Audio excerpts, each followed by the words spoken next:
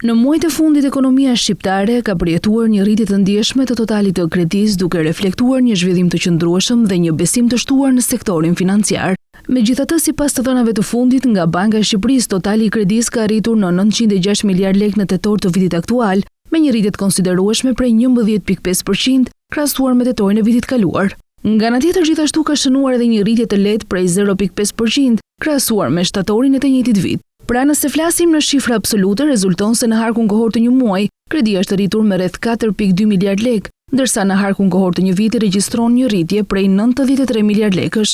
Në terma vjetor, kjo rritje atribuohet kryesisht zgjerimit të kreditimit të korporatave të tjera jo financiare. Kredia për biznesin ka shënuar një rritje të konsiderueshme në harkun e një viti, nga 457 miliard lekë në tetorin e vitit të shkuar, ajo shtuar me rreth 39 miliard lekë në tetor të këtij viti, duke arritur në rreth 497 miliard lekë. Rritja për gjatë një viti vlerësohet në 8.7%. Kjo rritje është mbështetur kryesisht nga një rritje kredisë në valutë, e cila ka arritur në 267 miliard lekë nga 245 miliard lekë. Në një vit kredia në valutë u rrit në 9%, ndërsa kredia në lekë u rrit me 8.4%. Megjithatë, të dhënat e fundit tregojnë një kontrast të qartë të kreditimit për bizneset. Ndërsa në harkun kohor të një viti ka patur një rritje solide, muaji tetor shënon një ngërç pothuajse të plot në stokun e kredisë për ndërmarrjet private. Kjo sjellje sinjalizon një fazë pritje si nga bankat ashtu edhe nga kompanitë.